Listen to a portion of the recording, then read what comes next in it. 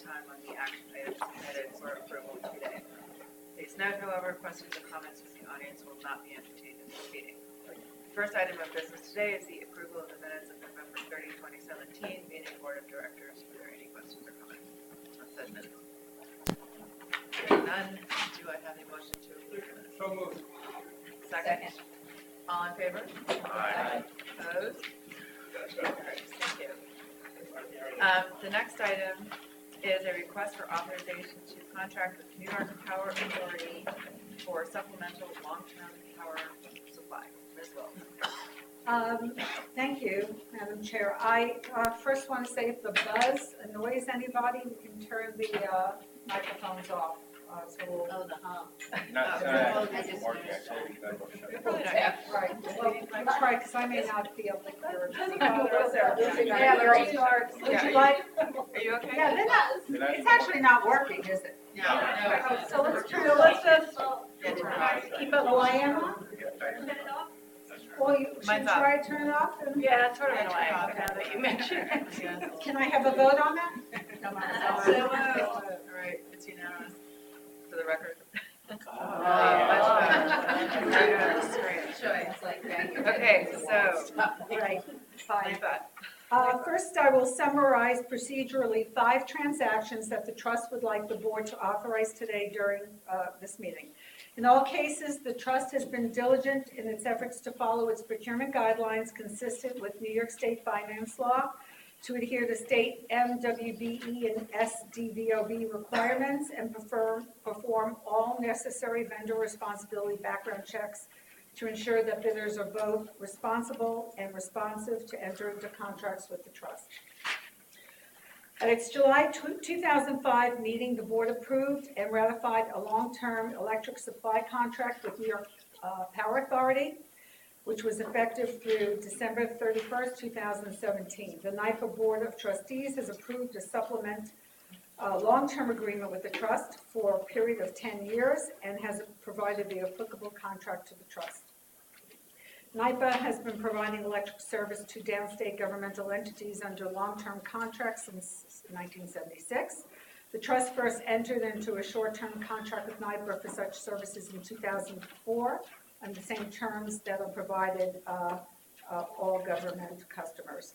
However, in 2004 and 2005, NYPA renegotiated the term of its long-term electric supply agreements to accommodate market volatility and industry costs with its 4 principal downstate governmental customers: the City of New York, the MTA, New York City Housing Authority, and the Port Authority of New York and New Jersey, which combined account for nearly 90% of NYPA's revenues in the downstate market. In 2005, the trust received identical pricing and terms to all of NYPA's government customers located in New York City.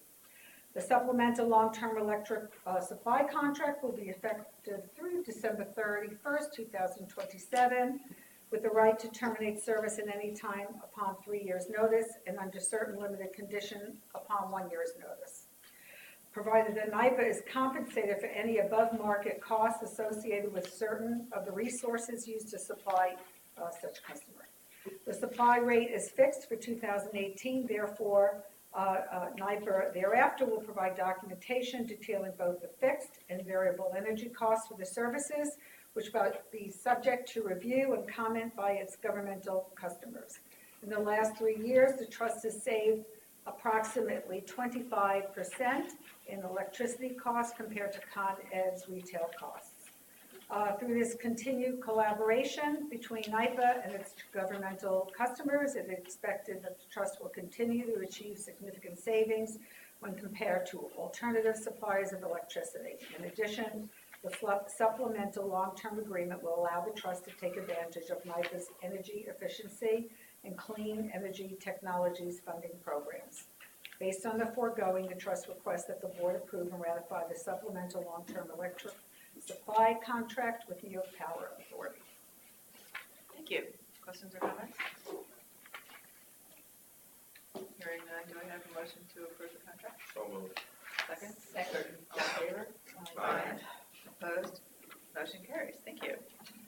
The next item before the board is a request for authorization to contract with Weeks Marine, Inc. for Pier 40 structural repairs, Phase 1. So I'm very pleased that we are in this position finally, after years of talking about it, to present the first two contracts for the Pier 40 repair program.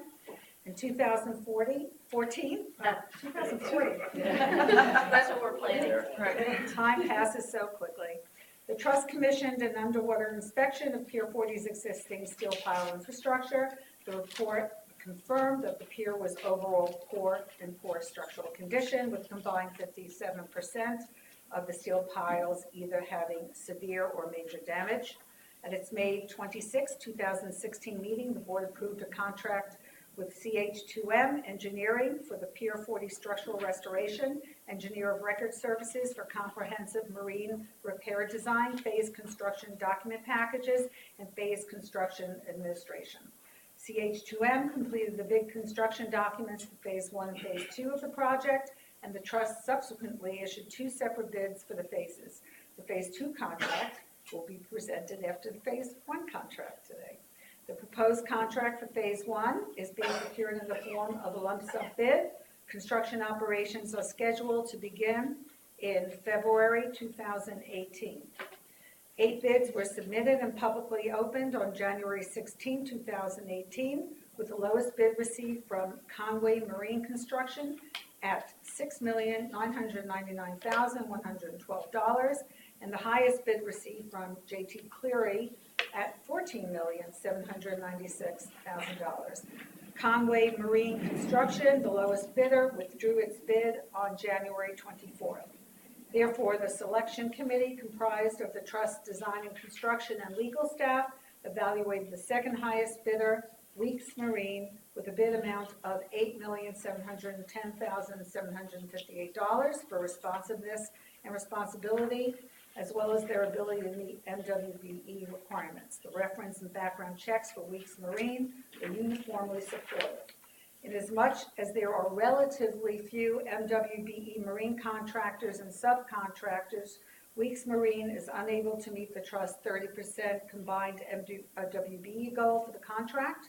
Consequently, execution of the contract will be subject to receipt of a waiver from the governor's office with respect to this requirement. Trust staff determined that Weeks Marine was the lowest responsive and responsible bidder for the proposed work, and thus seeks board authorization to contract with Weeks Marine for the Pier 40 structural restoration phase 1 construction work. Funding for this contract will be available from capital maintenance reconstruction funds held by the trust in connection with the sale of air rights to the developer of the St. John's property in 2017. The trust requests board authorization to contract with Weeks Marine for the Pier 40 structural restoration phase 1 construction work in a board authorization of $8,710,758 plus a 10% contingency for a total board authorization of up to $9,581,833.80. All right, thank you. Questions or comments? What's the scope exactly? That's the area, right? There you go, And every what- single pile. And then that's it for that whole area? Right. Okay. And so are there like 6 phases or how many? There's going to be 7 phases. Okay. One for the finger pier at the end. I'm not exactly sure how this Right, is but all that'll- divided. And that's Private just 7. all the piles up to the bed All the piles and any pier deck restoration that needs to be done. from underneath? Yep. And you won't have to close any section of the part that humans use? So, You can do it. I know we Well, talked about there's this. a fish. I know we talked about this before, but there will come a Okay, sorry. time, since this is the biggest pier ever at 15.4 acres, that they will have to make a cut at times, like a hole, that a diver can jump down. So there may be a little disruption on the edge of the fields at some points during this. It won't be a lot. All the ball field teams know about this. We've discussed it with them. We'll do as little disruption as possible, but certainly these phases over the next couple of years are not going to Right, disrupt. that's why most of that. So this phase is, yeah. Madeline, we're doing 100% of the pile? Yes. That's right. approximately 3,500. That's why it's so expensive. Madeline, what was the thought process behind a 10% contingency? Is We always the put contract 10%. loose, or is that, No, but on a contract this large? we just generally have a 10% contingency. I'm not sure that we have a thought about perhaps having a smaller contingency, but I don't think we're generally pretty good with our contingencies. I don't think we're gonna need it so much because it's the same repair on every pile, so Yeah. generally we have that for field conditions, so unless there's some particular delay or That's some why I'm sort, asking, because yeah. it seems to be, a pretty predictable process. Mhm. They've done all the studies. I understand if you're going in, you're doing like a restoration or a remediation, you're opening things Right. up, and then you need a big, that's a big.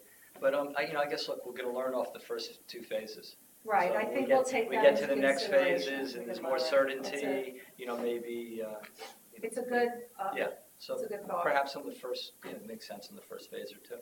Yeah, that's a good point, though. Anybody else? Do I have a motion to approve the contract for page 1? So moved. Second? Second. All in favor? Aye. Opposed? Motion carries. Thank you. The next item before the board is a request for authorization to contract with TrevCon Construction Company, Inc. for Pier 40 structural repairs, phase 2. Thank you. As just mentioned, CH2M completed bid construction documents for Phase 2. A total of 20 firms responded to the advertisement for the Phase 2 project.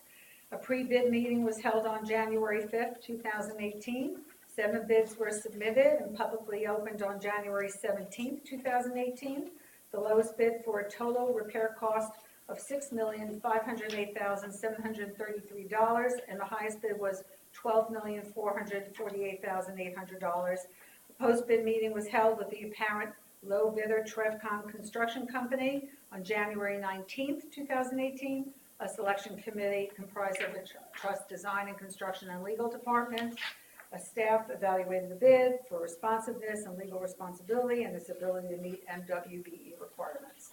The reference and background checks for TrevCon were uniformly supportive. TrevCon successfully provided similar and satisfactory site construction work for the Trust for the Bloomfield to West 14th Street waterfront structures project.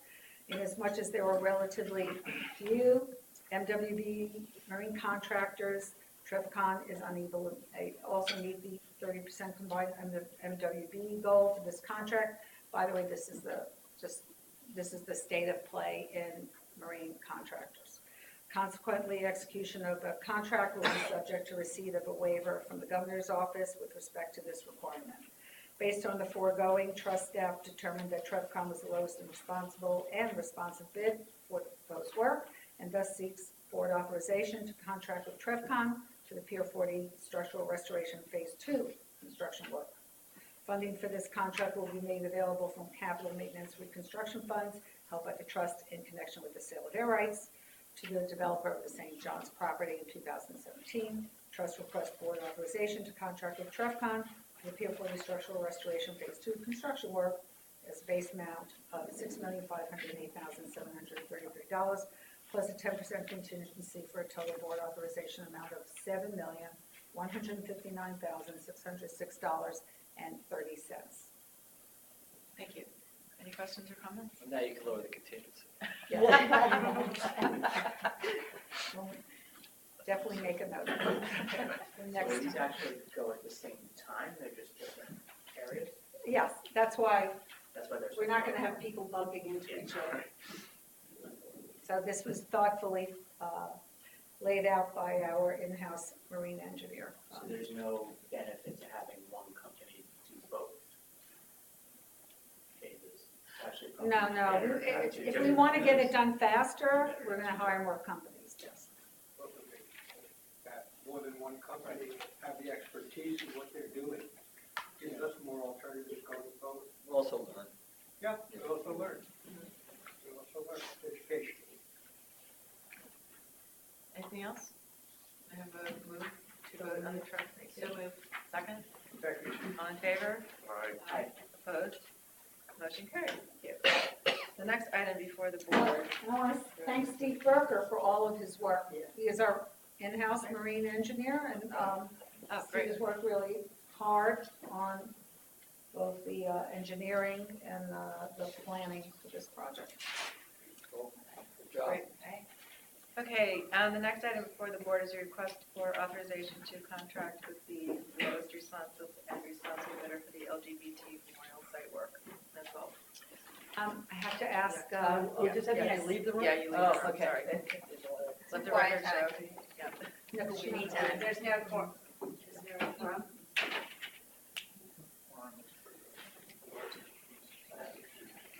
But it's okay for a conflict. It's okay for a conflict. Oh, great, okay. Go. Why? Thanks, Rose. Okay, Okay. At its November 30th, 2017 meeting, the board authorized the trust to enter into a $465,000 contract with Workshop Art Fabrication LLC for the fabrication of an LGBT memorial to be located in Greenwich Village, section of the park between Bethune and West 12th Streets. Funding for this contract is being provided through a dedicated New York State allocation for design of the LGBT memorial, which was selected by a commission established by Governor Cuomo at a location and with a design vetted technically by the trust, will consist of 9 stones that would be cast in bronze and set into a long panel near Bethune Street in Greenwich Village. The memorial is scheduled for completion in time for Heritage Pride celebrations in June 2018. The trust has been working closely with New York State Parks, Recreation, and Historic Preservation with respect to planning and coordination of this memorial. In order to meet the June 2018 deadline, State Parks and the trust are each holding several contracts associated with the project, with funding for each provided through separate dedicated allowances. The trust now seeks approval from the board for the final contract related to the LGBT memorial. The contract would be for site work and landscaping at the memorial location site, working in close partnership with State Parks and Memorial's artist, Anthony Giacoglia. Sorry about that. I practiced that and studios. The trust is currently seeking proposals from qualified site contracting firms interested in performing site construction for LGBT memorial within the park. The scope of work would include such things as protection of existing structures, demolition, field survey and layout, excavation, site soil preparation and furnishings, and installation of new ground covers and sod, maintenance of landscape materials, installation of fiber optic lighting system, and the installation of art sculptures. Because of the need to complete the LGBT memorial before June 2018, there is a need to expedite the bidding and construction timetable for this important project. Accordingly, the trust seeks to proceed with LGBT memorial site work with a to-be-determined lowest responsive and responsible bidder as soon as a contractor is selected in February. The full board authorization with the named contractor would then be ratified in March. Bids will be publicly opened on January 30th, 2018, and reviewed promptly thereafter. The trust proposes to award a contract on a lump sum basis to the lowest responsive and responsible bidder. The trust will limit expenditures under this contract to $200,000, with the trust estimates should be sufficient to cover the initial cost of site mobilization, pre-construction, construction, maintenance, and protection of traffic measures, insurance, and other costs necessary to begin the work. The trust would thereafter submit a follow-up item to the board for review and approval at its March 2018 meeting, detailing the completed procurement process of the selected contractor and the final contract amount associated with this work. Funding for the proposed contract will come from the state of New York and Speaker of the City Council, Corey Johnson. The trust will receive assistance from State Parks in the administration and supervision of the contract and in coordinating the efforts of the contracting firm with the fabricator of the LGBT Memorial Workshop, as well as the artist and design consultant. Questions? Madeline? Yes. Is the up to $200,000, was it part of the governor's just released budget? Is the money in the budget? We have the money already in the budget. It was in last year, Yes, we have it, yes. and it's rolled. That's right. thousand included 10% contingency. I'm sorry? From the Oh, government. yeah, it will, in March. But that's only $40,000. Throw that in the street. Anybody else? Questions, comments? Do I have a motion to vote? So moved. Thank you. Second? Second. All in favor? Aye. Opposed? Thank you. Motion carried. Thank you. All right, let's see, the next item on the agenda is a request for authorization to amend the contract with Deborah Bradley Construction and Management Services for Chelsea Waterside Park Playground landscaping as well. Thank you. In September 2017, the board authorized the trust to contracts with Deborah Bradley Construction to restore the Chelsea Waterside Park Playground for the base contract amount of $2,248,469 plus a 10% contingency for a total board authorization of up to $2,473,316. Construction work under this contract commenced shortly thereafter and is now approximately 20% complete. The original plan for the playground restoration prepared by Michael Van Valkenburg Associates included a landscape and irrigation component that was not part of this contract. The proposed amendment incorporates the scope, including the planting installation of nearly 50 deciduous trees, over 100 shrubs, and 3 different ground cover mixes, plus mulch around and within the playground and around the playground. This selection will provide both shade and natural beauty, which changes with the seasons. The irrigation component includes final irrigation design, distribution infrastructure, including electrical and plumbing work, and installation of an irrigation system for the planting. The purchase of plant materials will take place through a separate agreement between Hudson River Park Friends and the selected Deborah Bradley subcontractor, Alpine Construction and Landscaping Corporation. Subgrade irrigation work, the source of planting materials from nurseries, and contract for plant installation must happen at this time so as not to delay the current construction schedule and thus reopening of the playground in early summer of 2018. Amending this contract includes this work as an extension of Deborah Bradley's construction contract. It's the same type of work, earthwork, plumbing, site grading, and soil scope, and supports the schedule for overall project completion. Bidding and awarding this work separately would delay the completion of this project by approximately 2 to 3 months. The final cost of the additional scope item for work exceeds the contract amount authorized by the board in September 2017, and therefore additional board authorization is required to complete this work. The complete project cost is not different, though. Competitive pricing from 3 different landscaping and irrigation specialty subcontractors were obtained under the supervision of the trust in preparation of the proposed amendment amount. Alpine Construction and Landscaping Corporation, Aspen Landscaping Contracting Inc., and the Todd Group. By using a competitive process, the trust was assured the cost for installation of plant material and irrigation was reasonable. The lowest price was provided by Alpine at $238,574 and was used as the basis for the proposed contract amount. The trust requests board authorization to increase the $2,248,469 base contract with Deborah Bradley for the Chelsea Waterside Park Playground construction work by $574, such that the amended base contract will be $2,487,043 plus a 10% contingency, $24,000, for a total board amendment of up to $2,735,747.40.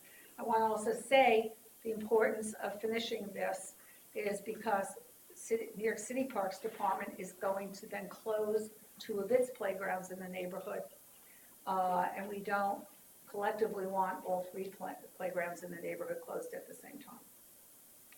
Are Funds they for closing this, them to upgrade them, or I'm sorry? they're closing them to upgrade them? Yes. Yeah, yes. Funds for this amended contract are available to the trust through a combination of New York State, including Assembly Member Dick Gottfried, Speaker of the City Council Corey Johnson, and Hudson River Park Friends funds. That's harder to say. Thank you. Any questions or comments on the program? I'm a little confused.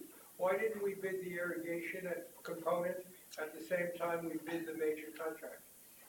Because there was a thought by our last head of design and construction that perhaps it was work that might be included for Friends.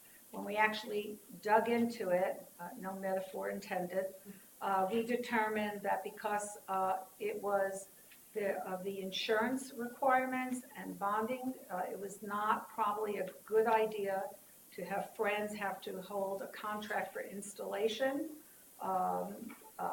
That would be much more complicated, and that we should be doing that work. So Friends is now buying the material, and we're going to be doing the installation of that material.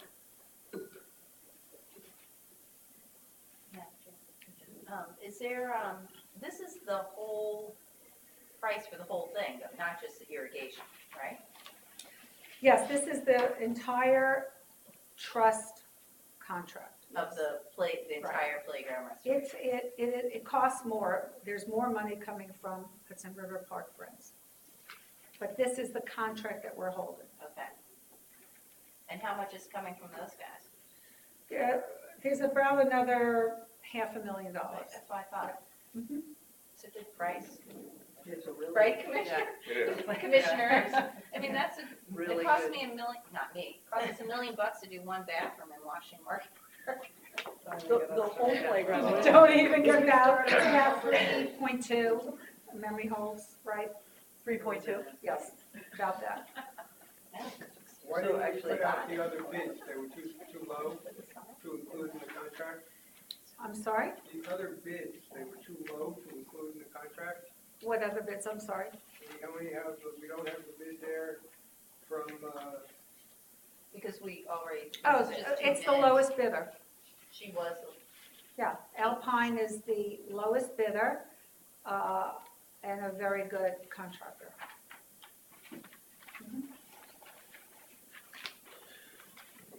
Anybody else? Do I have a vote on the Deborah Bradley Construction Management Services contract? so moved. Second? Second. All in favor? Aye. Opposed? Motion carries. Okay, thank you. That completes the board action items for approval today, and I would now like to ask Ms. Bowles to give the president's report. Thank you. First, I'd like to acknowledge Karen Mincer. She's not here, but for her devoted work as the representative for DEC Commissioner Basil Segos. Karen's now moving to State Parks as general counsel, and I know you'll join me in thanking her for her dedicated work. She came when she had the flu once, just to make sure we had a quorum. And so we're very grateful for everything she's done for us and her work at DEC, which has been very close on many issues with the trust. And Rose, you can give her that message for us. I've already told her, but we'll pass it on for report. Included in your packet are the third quarter financials. As of December 31st, 2017, operating expenses were 68% of the budget, or $14.5 million, and operating revenue was 84% of the budget, or $23.2 million, which is quite good. Consequently, our operating surplus is currently greater than anticipated. Capital maintenance costs are running below budget as well, only because of capacity, as a few large projects also, like the Morton Street bulkhead, have experienced delays.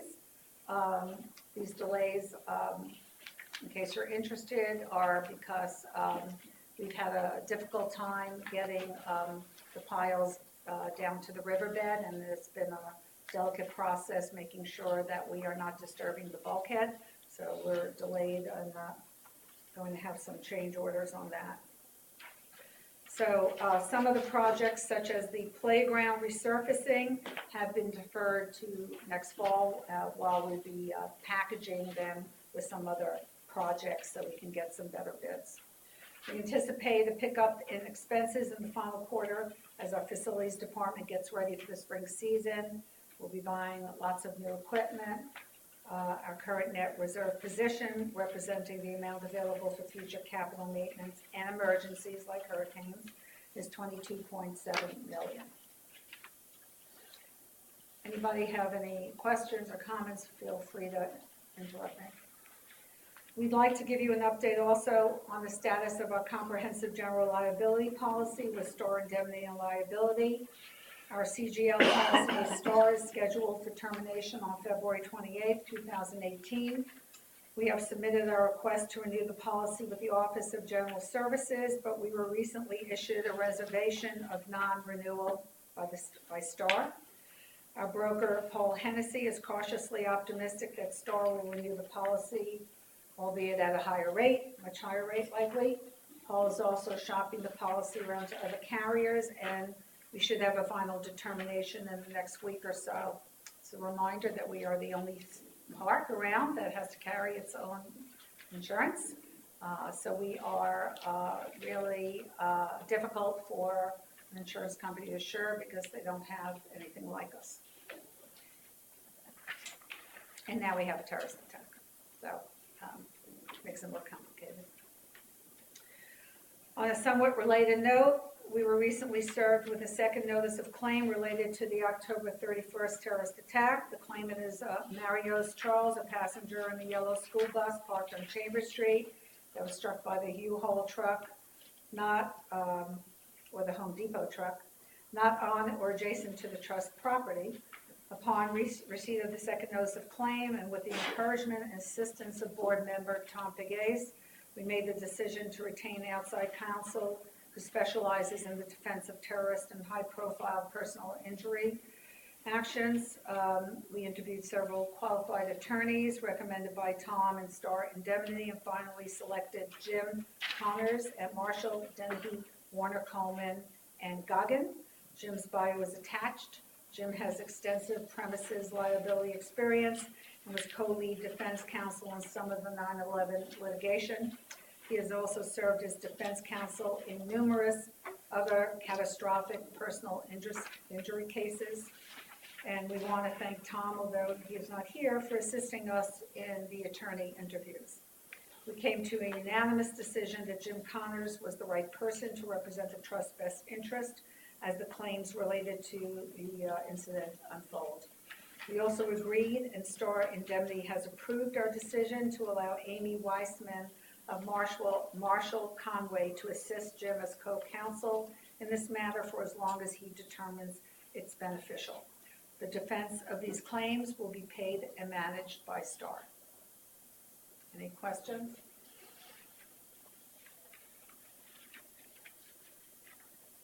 Okay. At our last meeting, we discussed the need for some additional bollards to be placed in the park at vulnerable intersections, which will not be addressed by State Department of Transportation's new permanent bollard system on the bikeway. Director Goldberg requested that we hire a design consultant to make sure that any bollards placed in the park fit in with our landscape. To that end, we are in the process of bringing on a consultant to assist with our review of the bikeway bollard system and recommendations within the park. We've also identified landscape architects who specialize in this area and will move forward with the procurement later this year. Okay.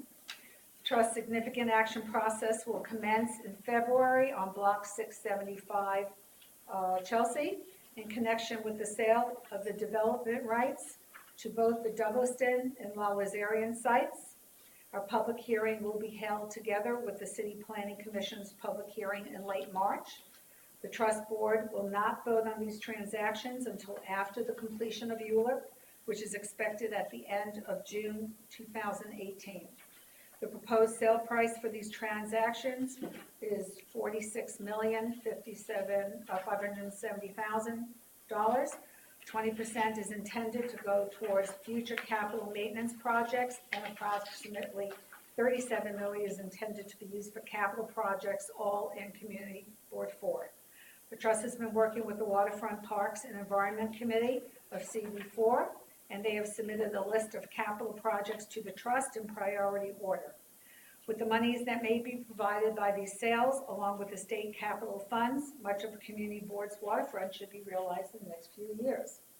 Funds that may be provided by the transfer of development rights will include the renovation of Chelsea Waterside Park's dog run and picnic areas, the Esplanade platform between Piers 98 and 99, and the connection to Riverside South.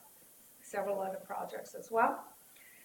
And speaking of capital funds, the governor has provided the trust with $50 million to be used over the next few years to help build out the park, and thank you, Rose.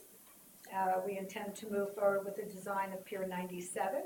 It's adjacent to Esplanade and the bathroom utility maintenance building as soon as possible. Funds from the state will also be used on other projects, including the emergency repair of the Pier 66. Do we have any other, is there any other, something else? Okay. Including the emergency repair of the Pier 66A float bridge. The trust intends to work closely with the community and our design committee on updating the program and design for Pier 97. And there'll be more to come on all of this as we move forward. As you well know, the Pier 55 lease has been reinstated, and current work on the project includes a limited permit for the repair of 46 piles located on the north and south access ways of the project, which were installed in fall 2016. They require repair to address cracks and spalls. Although the cracks have been repaired, the trust requires that the piles be jacketed to prevent further degradation, to preserve their structural capacity, and to ensure that the piles will have a 50-plus year lifespan. The trust is still in the process of reinstating the Army Corps permit necessary to continue all the other work in connection with the project. The DEC permit for the project has already been reissued, and this will cost no funds for the trust. And next, I want to welcome Kevin Quinn. Sorry, Commissioner Silver. Kevin comes to us from 12 years at New York City Parks and Recreation, as most recently as Chief of Architecture and Engineering. And we want to welcome Kevin, and he's got lots to do. And now, Mel, I have one question. yes, I don't know if you were, on the security measures, is that to evaluate and design, or it's to implement security measures? it's Actually install, is it to design or No. install? to evaluate Evaluate, okay. first, and then we'll do a procurement for design. And they're also reviewing state DOT's plan on Route 9A, which is very substantial. Yes. We want to minimize as much as we can, but we also want to make sure that state DOT does not block off our access ways. So we may strategically want to put a bollard inside the park that may prevent a lot of bollards on the crosswalks that would then inhibit vehicles and maintenance and emergency vehicles, which we have quite a few of, enter into the park. And this is good, right, that we're doing this with our own consultants and Yes. making sure Yes, it's not too much or too little, right? Yeah, we have a wonderful relationship with state DOT, and NYPD counterterrorism has been great. So it's all been working very well. And because of our Parks Enforcement Patrol and their vehicles as well for Yes, emergencies, right, to what extent we could be included, because the city's also looking at this citywide, right. so I think it would be beneficial both NYPD as well as Parks Enforcement. Okay, So, that's so great. long as we collaborate, because I know that we still have our Parks Enforcement Yes, Patrol of course we do, providing. yes. And we had to buy, we're in the process of buying new vehicles because we cannot use a lot of our current vehicles. So we are, in the process of spending quite a sum of money on buying new pet vehicles. These, what are they called, Dan? The little ones that can fit through the. Well, we have Yeah. the intercept.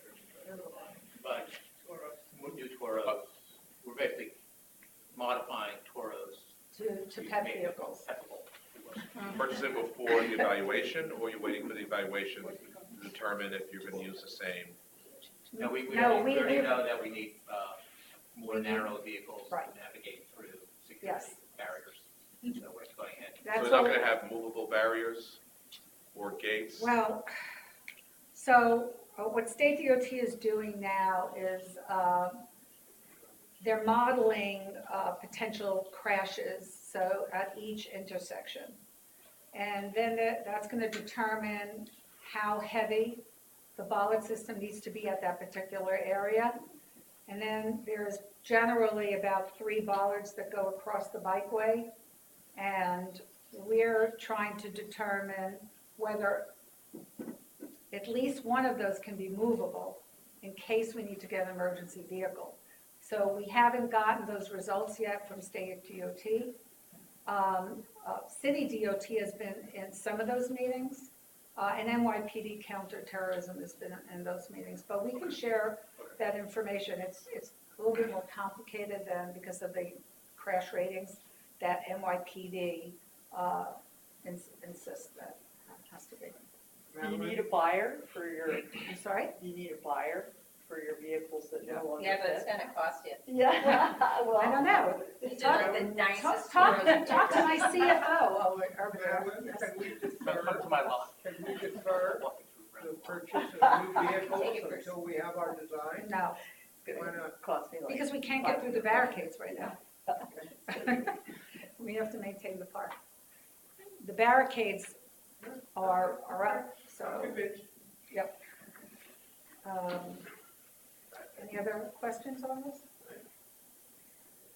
We have been able to negotiate a 60-inch opening which is a few inches smaller than the smallest car on the market. You were just bigger. A few inches, 60 inches is a few inches smaller than the Oh, largest than the car. regular car, right, On right, the right, market. right, gotcha, yeah. Right. So all of our vehicles that we've, all of our equipment that we've had to reorder has to be smaller than. You're saying this 60 for inches. maintenance and PEP, or just maintenance? Yeah, both, yeah. It really is unfortunate though that you couldn't do EV vehicles. Could, But you could not find an EV vehicle for the park, particularly in our park, where there's so many, just given the range and all the opportunities to charge. believe me, I know, we, you're we're frustrated. very me much too. electric vehicle oriented. It's too bad. It's unfortunate that they have to be gas, and So, we just, weren't just able to find so it. I'm clear, so in those emergency cases where an ambulance has to get in, what is the remedy then? Because unfortunately, you're by the river, and we know what happens Yes. inside the river often. And we do have to transport if someone jumps into the water. So FDNY has been part of these conversations. We are hopefully going to make some of those intersections less cumbersome than they currently are. But, there is there are cases where they have to literally park on the West Side Highway now and run in. So it's not a great scenario. So hopefully during the permanent system discussion, we can remedy that. But I don't know the answer to that one yet, because we haven't seen their plan. But they know that that those are issues that have to be addressed. But maybe when they do have the EV vehicle, then, Rose, we could sell the gas vehicles, the new ones. Thank you. It'd be great in a Well, big doing really park well up in on an this outfit. transaction. Yeah. That'd be great. No, I'm just, because I know that unfortunately, people jump into the water and Yes. they need to be resuscitated, and Yes. time is Yes. a factor, and so I'm just, You're, I understand that there's a Completely. trade-off between overall security, but I'm actually glad that you're bringing this up. This has been a debate between us and the other, the DOTs and counterterrorism. We have several emergencies in the park, and it's on a regular basis. And, it could be a time that, because of the time it takes for people to run out onto the pier instead of drive out, That's that my concern. this could become a serious issue. But at this moment, they feel that it is more important to deal with this other issue of terrorism. So will But the it is a consultant- discussion. Will the consultants, as they evaluate, have the free reign to advise that, yes, on one hand, you can prevent a terrorist attack, on the other hand, we do have a lot of submersions in the river, as you know. Right. And that you could end up losing many lives because of the time to get from the West Side Highway into the pier, and some of these piers are quite long. The consultant, yes, will be involved in those conversations. We've started those conversations. We've started them at the very beginning. And we actually tried to have less barriers put down based on these kinds of discussions, but we did not succeed.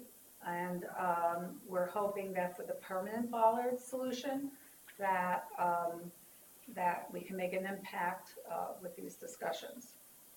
But this is also a discussion to have with NYPD, because they feel very strongly that they have to be, that access has to be limited. So, No, we agree, I'm not disagreeing with them, I'm just saying that we have the records of all the instances that happened in That's the right. river, and so That's we right. can just show how important time is. So Yes. I'm sure there's a way to balance this out without Yes. solving one problem and then creating a new one. yes, and we've had some ever since the barricades, and we were lucky.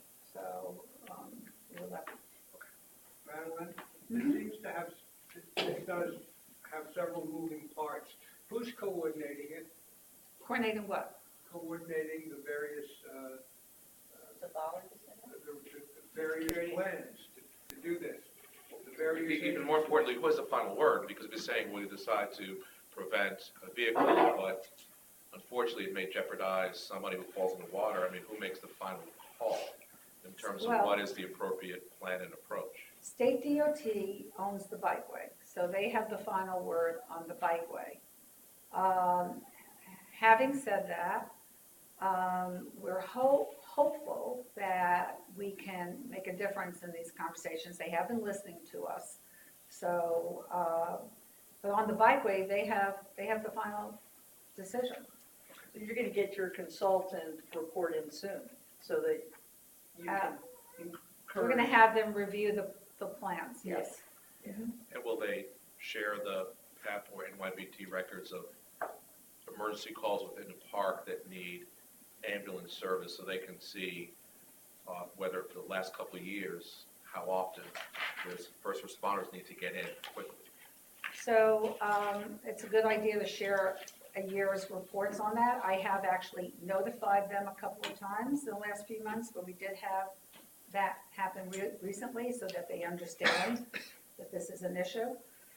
But it's probably a good idea to get them the year's report.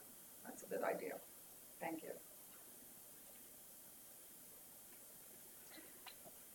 On a lighter note, you've all heard me talk about the expansion and the great success of the last few years of our environmental education department. So I've asked Nicolette Witcher and her team. Nicolette's our Vice President of Education and Environment, and she'll share the highlights of what we've done over the last year. Nicolette?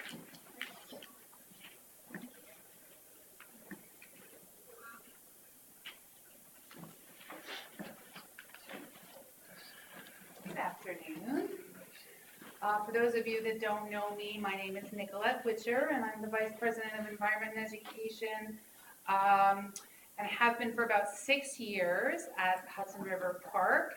And I know most of you have heard from Madeline that we've really been working hard at delivering what I feel are very high-quality environmental education programming experiences for the public and for New York City's youth. And we're very proud of that, and I think we've been making great strides.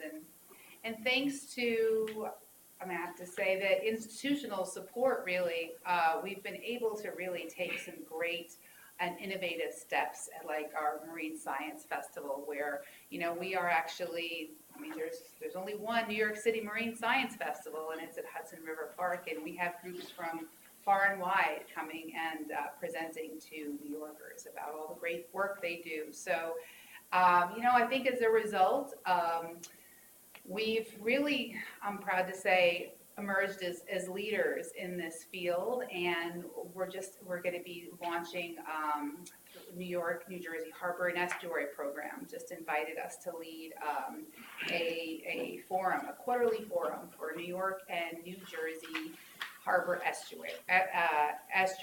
Estuary educators to be able to share our best practices and just be a little bit more collaborative with everyone else who's doing great work. So Tina Walsh will be introducing just some of the highlights on that in a moment. But what maybe you don't know so much about, and kind of the reason that Madeline prompted us to speak with you in just a little bit today, is that over the last couple of years, we've really been advancing another prong within the department, and that's really focusing on using the river as this amazing living laboratory for science and research, and trying to find our own way to contribute to the conversation and all of the great work that's being done out there. So, we are a public park. We're not a major research organization, yet we feel like we can have a meaningful contribution in this field. And many times, as Carrie Roble, our science director, will highlight, that involves trying to incorporate the public where we can. There's a lot of opportunities for things like citizen science that can have real meaningful impact. So without further ado, I would like to introduce you to Carrie Roble and Tina Walsh. I think Tina will just give a brief little highlight of some of the education accomplishments, but really then Carrie will introduce you to some of the science work that we're doing, and kind of we look forward to doing more and reporting about it more in years to come. So, thanks, Nicolette. Tina, the next slide, please. So, really our goal with these education programs is to connect New Yorkers to the estuary and teach them how to love it. So the way that we foster this awareness and really sense of understanding is through a wide range of free and low-cost educational programs that is for all New Yorkers to enjoy. All these programs are really rooted in hands-on STEM concepts, and we're using the river as a classroom. We find this really allows for students to have a deeper connection and really understand the impacts that they have on their environment and on the river as a system. So each year we have a pretty large impact on the people we serve. Last year we served 27,000 New Yorkers through about 400 education programs. And I wanted to share this pie chart with you guys because I think it really hits on the diversity of what we have going on educationally. We're working with everyone from students to the general public to volunteers coming and helping us with some of the citizen science efforts we'll get into in a few minutes. And then, of course, our Marine Science Festival, Submerge, where over 6,000 people came down to Pier 26, learned about science, and connected with over 40 different research institutions that are focused on the estuary. So really that diversity of audiences that we're serving helps us have a nice impact. And if we can go to the next slide, I'll highlight kind of two educational programs you guys might not know much about. Our community partnership education, and then our new program, Roving River, from the summer. So we're serving groups with our field trips from all 5 boroughs. About half of them actually come from the outer boroughs, in fact.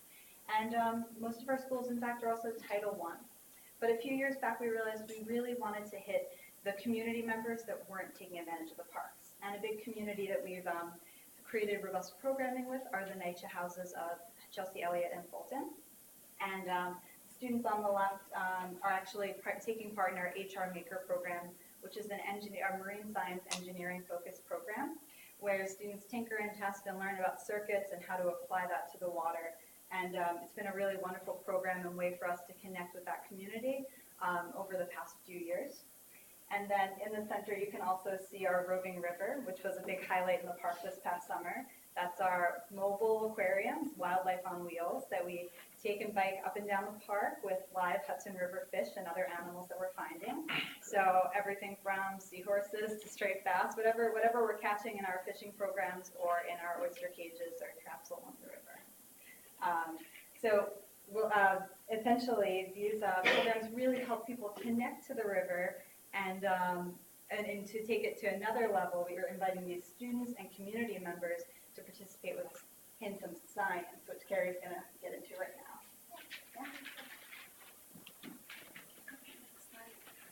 So hi everyone, I'm Carrie Roble and I'm the Director of Science and Stewardship, as Nicolette mentioned. It's a pleasure to speak to the board today. I'm going to focus on two of our science projects. As you know, Hudson River Park has a long history to protect the health of the estuary sanctuary. But these two projects are helping us to further that impact. So this past year, we got the permitting to implement a very robust oyster project within the Pier 32 pile field. So we created a design where we're able to wrap oysters around the pilings of an old pier to study the effectiveness of this actual design in restoring oysters to this site. We've restored over 2,400 oysters just within this project, and oysters being filter feeders, they actually filter the water and improve water quality as they feed. They're filtering over 30,000 gallons of water just every 6 hours. So it's having a huge impact on water quality. It has a huge potential to inform future oyster restoration within the park and within the city. And we're really excited also about this project's primary goal of including the community in it. So we're working with corporate volunteers, we're working with students, the general public through programs like Celebrate Oysters and Eco Paddle to really teach some basic field biology skills and to get them to understand their role as stewards in supporting the health of the Hudson River Sanctuary.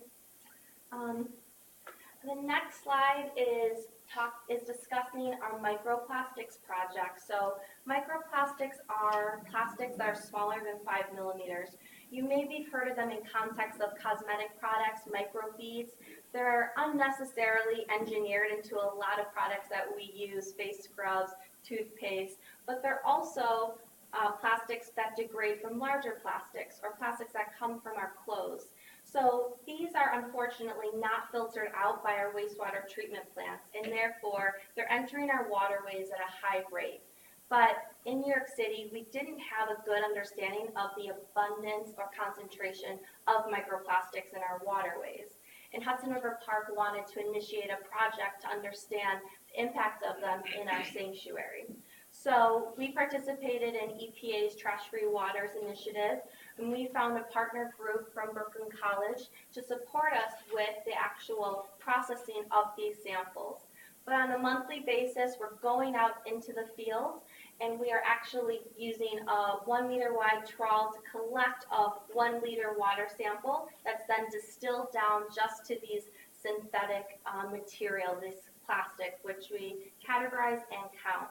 So in the sanctuary this past year, we saw about 100,000 pieces of microplastics per kilometer squared.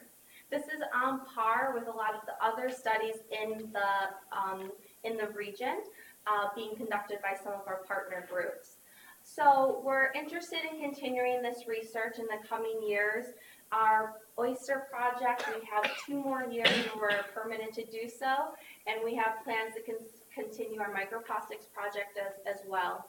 But again, these are just 2 of the projects that we're working on to improve our scientific understanding of the sanctuary, and we're looking forward to growing our portfolio of research and continuing to grow as a scientific contributor to the Hudson River.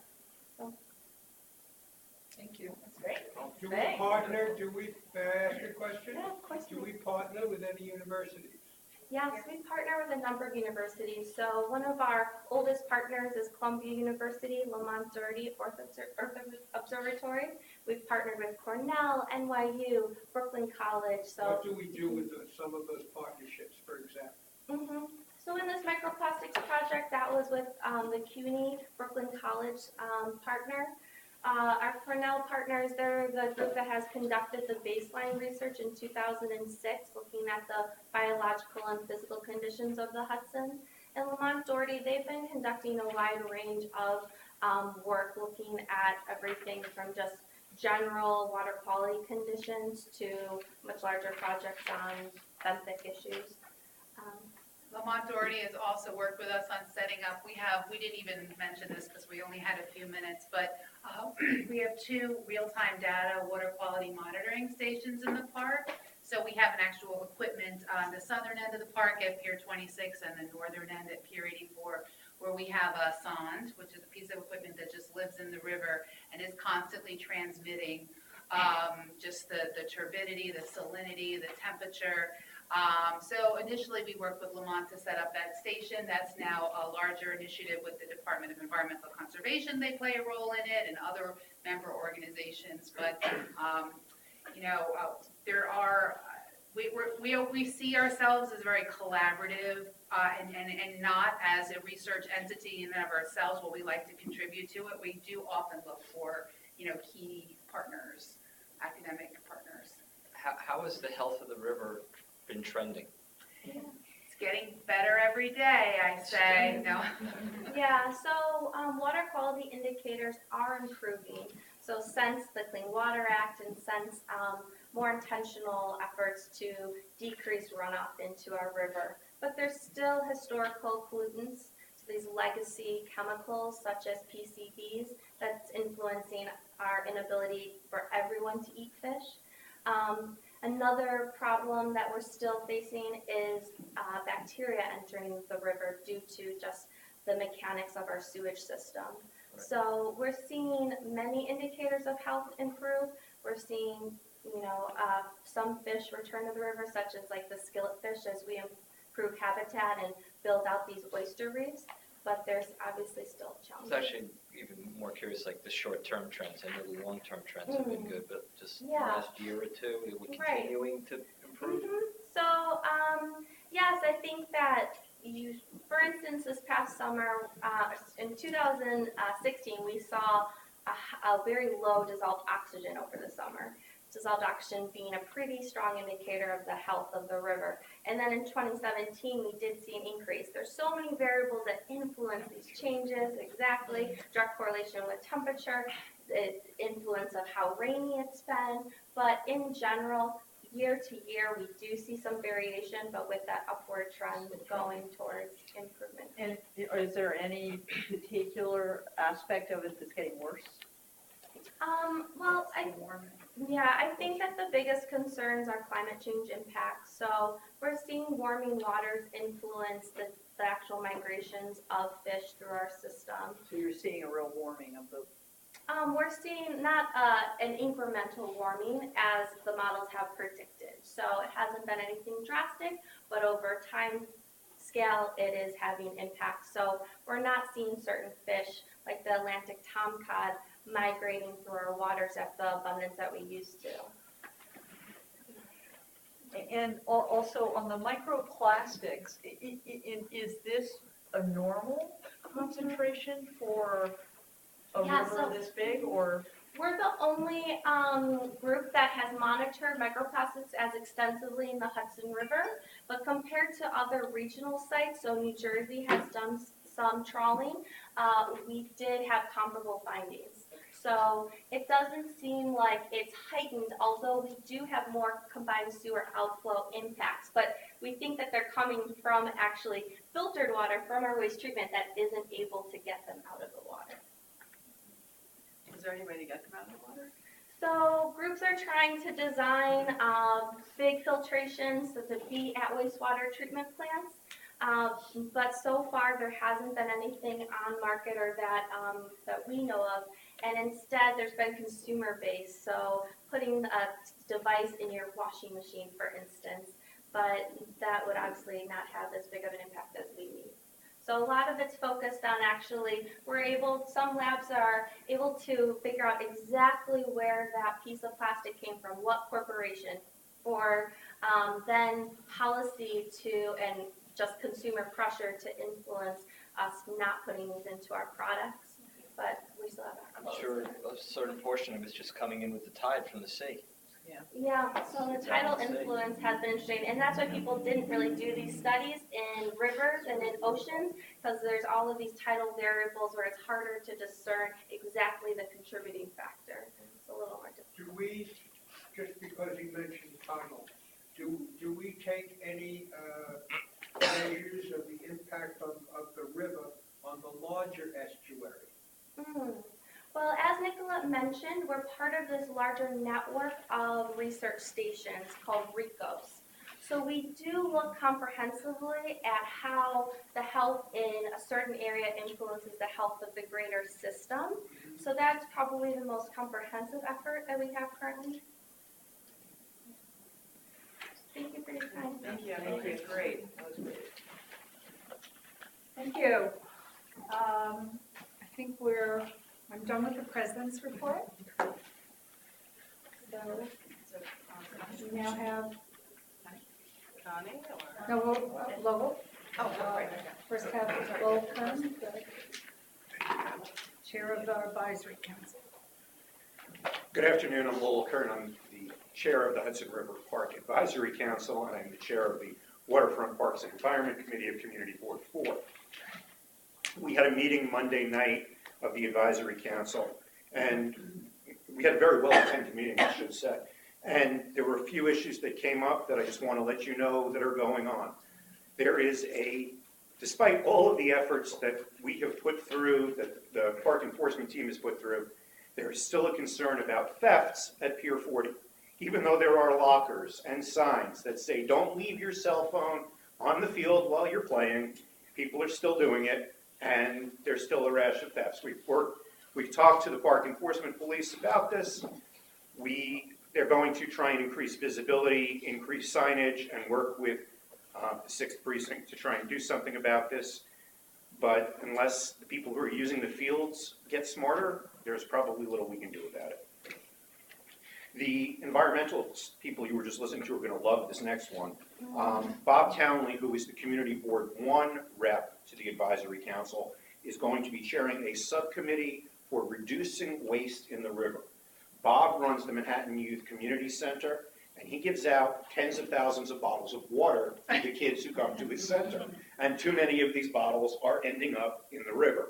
So Bob wants to chair a subcommittee about ways to do this. I'm sure he'll be in touch with you guys. How about these Maybe you should find stop out giving what- out Well, He's part of the problem, not the he might be, but he's aware of it. I love Bob and all that. He's aware of it, he's looking to do something about it. Do we have water refill stations? I'm sorry? Do we have water refill stations on Pier 40? We actually don't, but, we're looking at that as we're building our park, not doing drinking fountains as much as Yeah. water. Like with refill. The sanitary Yeah, the ones we ones are really great. really cool. But we don't currently. I also suggested to Bob that he get, logoed water bottles and give those out to everyone. Yeah, But you get swell type bottles and you put in water refill stations. but at least he's trying to do something about it, so let's great. give Bob credit for that. The remainder of our meeting was really a discussion of things that Madeline's already addressed, all of the ongoing development in the park. We discussed the report that came out of Community Board 2 for the future of Pier 40 Working Group and what the community wants to see at Pier 40.